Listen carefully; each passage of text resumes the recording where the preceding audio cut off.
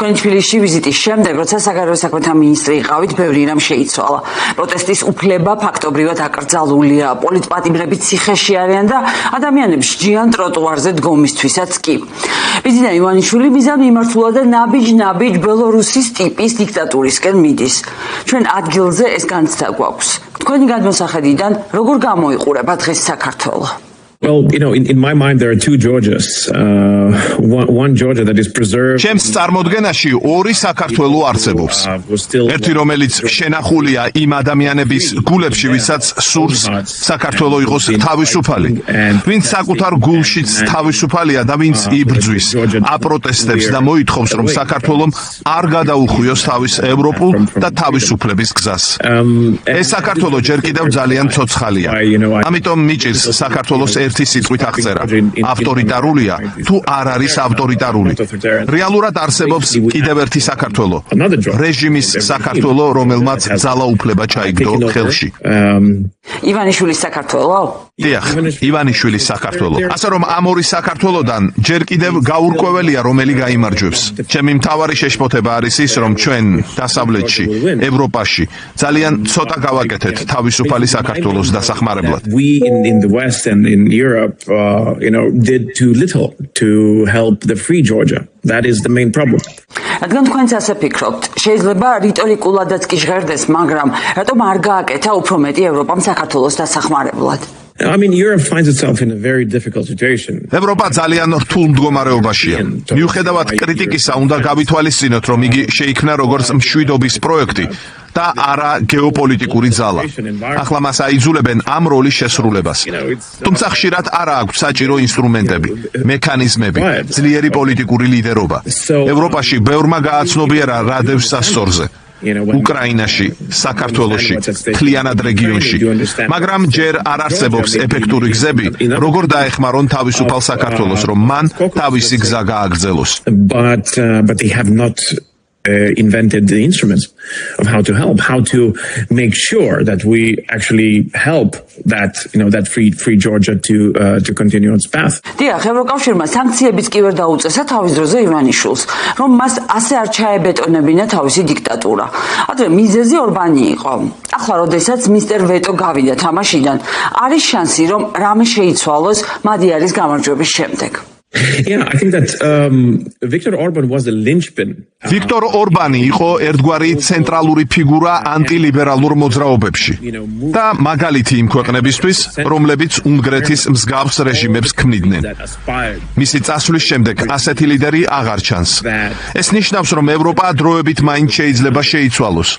თუმცა არ არის გამორიცხული, რომ ვინმე სხვა დაიკავებს მის ადგილს.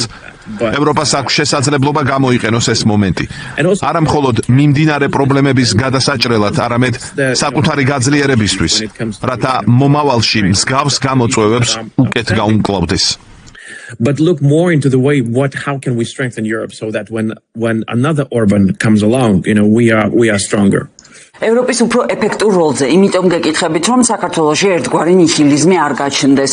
თუ კი ხელისუფლების წარმომადგენლები თავისუფლად მოგზაურობენ, მაგალითად ნიცაში ქორწილში მიდიან, ამერიკაში, მაშინ რა ეფექტი აქვს სანქციებს?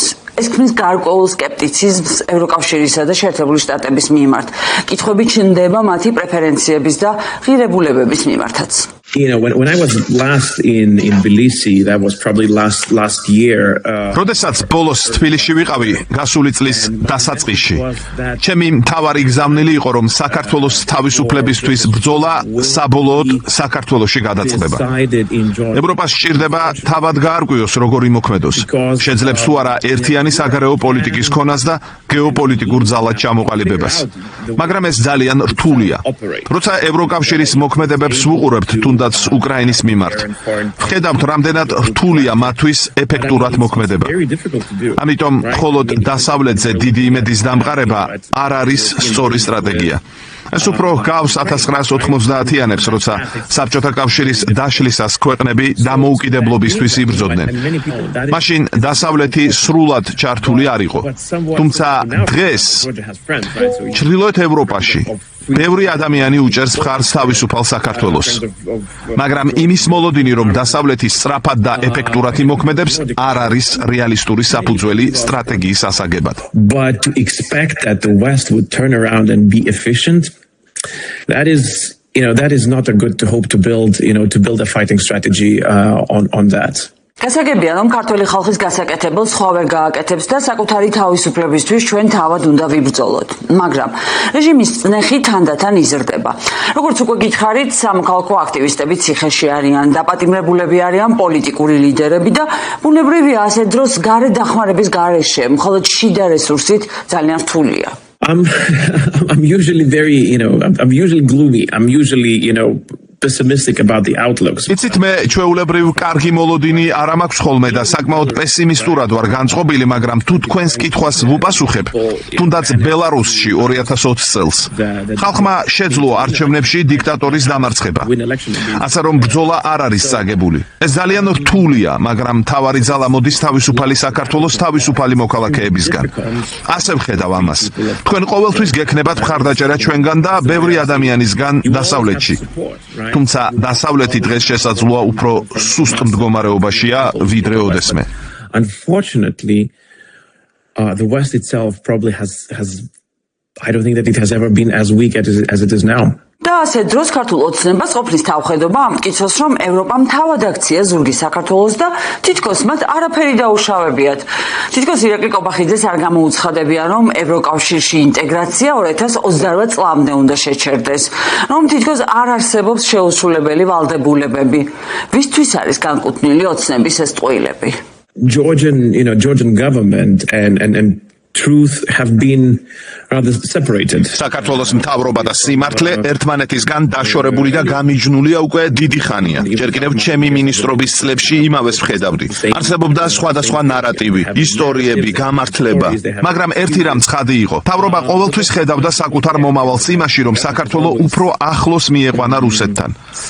შესაძლოა ფიქრობდნენ, რომ ამ გარემოში ნეიტრალიტეტი შეიძლება გადარჩე, მაგრამ ნეიტრალიტეტი ხომ არ არსებობს. ან ხარ კანონის უზენაესობის, ადამიანის უფლებებისა და დასავლური მიმართულების მხარეს, ან აღმოსავლეთისკენ. და როგორც ჩანს, რაც არ უნდა გაეკეთებინათ, ისინი საქართველოს რუსეთთან აახლოებდნენ. აი ყველაფერი დანარჩენი კი უბრალოდ გამართლებაა. იმ დროს მე არ მინდოდა ამ თემაზე უფრო შორს ასვლა, იმ დისკუსიაში ჩართვა. Ქონდა ბევრი შეხვედრა ოფიციალურ პირებთან, თბილისში, ვილნიუსში, ბრიუსელში, ყველგან. და ჩვენ ყოველ შემთხვევაში ლიეტუვაში. საკმარისად კარგად გვესმის, თუ რა არის სიმართლე და რა არა. And we have enough understanding, at least in Lithuania, as to what is truth and what is not. ანუ თქვენ კარგად იცით, სად არის რუსეთის გავლენა? Yeah, and I mean it's ზუსტად, შეგიძლიათ ამას პრორუსული სტრატეგია უწოდოთ, როგორც გინდათ. მაგრამ აქ არ იცვლება პრორუსული მიმართულება, პრორუსულობა. და ამ პრორუსული პოლიტიკით, რუსული ტიპის ავტორიტარული კანონებისა და პოლიტპატიმრების პირობებში შეუძლია კი საქართველოს რეალურად გახდეს ევროპის ნაწილი? ამ თემას იმიტომ ვუტრიალებ, რომ ოცნების პროპაგანდა ყველაფერს თავდაყირა აყენებს და ამტკიცებს, რომ ყველაფერს სწორად აკეთებენ. ამიტომ არის საინტერესო განმარტება თქვენგან, ევროპელისგან და საქართველოს დიდი ხნის მეგობარი ქვეყნის ლიეტუვას ყოფილი საგარეო საქმეთა მინისტრისგან. Well, in that regard, I mean, theoretically, Georgia can become part of Europe. ამ ხრივ თეორიულად საქართველოს შეიძლება გახდეს ევროპის ნაწილი, მაგრამ არა მაშინ, როცა ქართული ოცნების რეჟიმია ხელისუფლებაში. მაგალითად, ვიქტორ ორბანი ცდილობდა ევროკავშირის გადაკეთებას თავის მოდელად, ანტილიბერალურ, ანტიადამიანის უფლებების და ანტიდასავლურ ერთობად. მაგრამ ეს შეუძლებელია. თუ ევროკავშირი იარსებებს, ის ყოველთვის იქნება ლიბერალური და დაფუძნებული დასავლურ ფასეულობებზე. თუ ეს შეიცვლება, მაშინ აღარ გვექნება ევროკავშირი. გვექნება რაღაც სხვა. ამიტომ თუ საქართველოს სურს გახდეს ამჟამინდელი ევროკავშირის ნაწილი, ქართული ოცნება ამას ვერ მიაღწევს. მისი პოლიტიკა ამის წინააღმდეგია. Georgian dream cannot achieve that. Its policies are very much against it. თქვენ ნაწილობრივ უკვე გამეცით პასუხი, მაგრამ მაინც თქვენი აზრით, რატომ დააგვიანა დასავლეთის რეაქციამ და ხომ არ დაუშვა ევროპამ შეცდომა, როცა ბიძინა ივანიშვილს ამხელა ძალაუფლების კონსოლიდაციის საშუალება მისცა? You see, I mean, European Union now is as I mentioned before, is in between two choices. დღეს ევროკავშირი არჩევანის წინაშე დგას. ან უნდა გახდეს გეოპოლიტიკური ძალა, რომელსაც შეუძლია დაიცვას თავისი მოკავშირეები და ისეთი ქვეყნები, რომლებიც ისწრაფიან გაწევრიანებისკენ, როგორიცაა უკრაინა, საქართველო, მოლდოვა და სხვები, ან დაიწყებს დასუსტებას. ჯერ კიდევ არ არის მიღებული საბოლოო გადაწყვეტილება და არ ვიცით რა შედეგი იქნება. ამიტომაც ვამბობდი, რომ დღევანდელი ევროპა ჯერ ვერ იწოდება გეოპოლიტიკურ ძალად. სამწუხაროდ ამ ეტაპზე ეს ასეა. ყავდა ორბანი, რომელიც ბლოკავდა უკრაინისთვის ყველაზე ელემენტარულ დახმარებასაც და სანქციებსაც. ახლა მის გარეშე იმედი არსებობს, მაგრამ თუ წესები არ შეიცვლება, შესაძლოა რამდენიმე თვეში ახალი ორბანი გამოჩნდეს. წინ არის არჩევნები ბევრ ევროპულ ქვეყანაში. და ვინ იცის, შესაძლოა მომავალ წელს საფრანგეთი ძალიან შეიცვალოს. სიმართლე ისაა, რომ არ ვიცით. ეს არის მთავარი პრობლემა. პრობლემა მოლოდინშიც არის. ჩვენ ველით ისეთი მოკავშირეებისგან გეოპოლიტიკურ გადაწყვეტილებებს, რომელსაც რეალურად ეს ჯერ არ შეუძლია.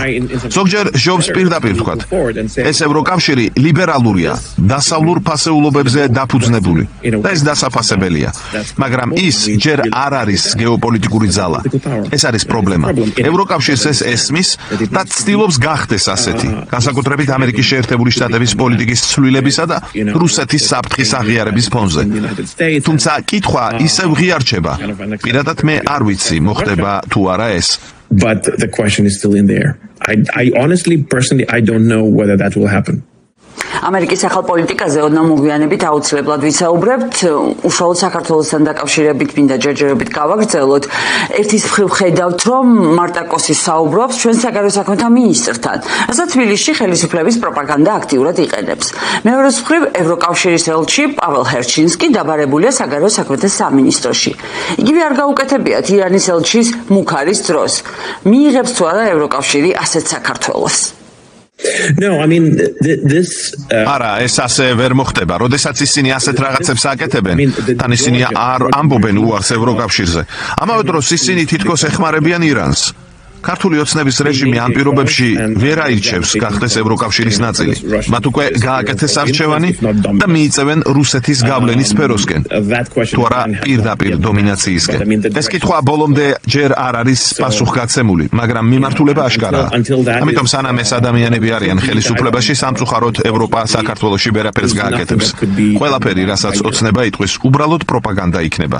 Everything that they would be saying is just propaganda. მოდით შევხედოთ ბოლო მოვლენებს. იყო რუბიოს ზარი, ალიევის ვიზიტი, რუმინეთის საგარეო საქმეთა მინისტრთან კომუნიკაცია დაკავშირებითობაზე. ხომ არ შეიძლება, რომ საქართველოს გეოპოლიტიკურმა მდებარეობამ მისცეს ივანიშვილს შესაძლებლობა გააგრძელოს საქმე პარტნიორებთან ჩვეულებრივად? It's very fragile environment, right? გარემო ძალიან მყიფეა. მაგალითად, ალიევს აქვს საკუთარი სტაბილურობა თურქეთთან კავშირის ხარჯზე.